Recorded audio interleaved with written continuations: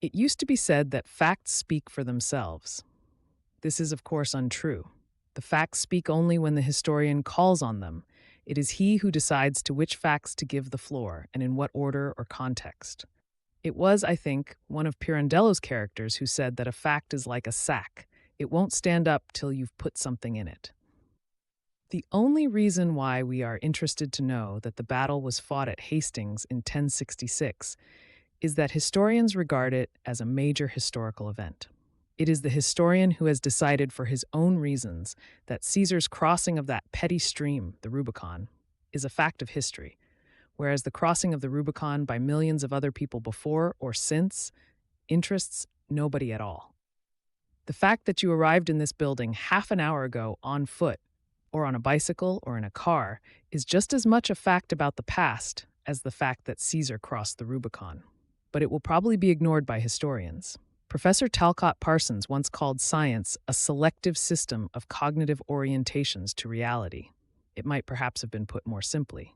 But history is, among other things, that. The historian is necessarily selective.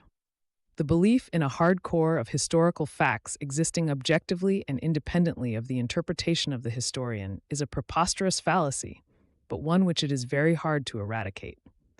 The facts of history never come to us pure, since they do not and cannot exist in a pure form. They are always refracted through the mind of the recorder.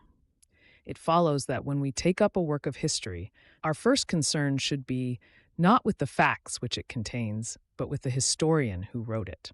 The facts are really not at all like fish on the fishmonger's slab. They are like fish swimming about in a vast and sometimes inaccessible ocean.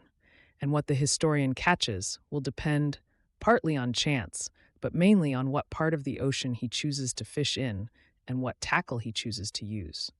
These two factors being, of course, determined by the kind of fish he wants to catch. By and large, the historian will get the kind of facts he wants.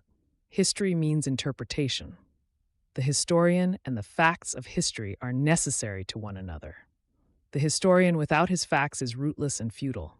The facts without their historian are dead and meaningless. My first answer, therefore, to the question, what is history, is that it is a continuous process of interaction between the historian and his facts, an unending dialogue between the present and the past.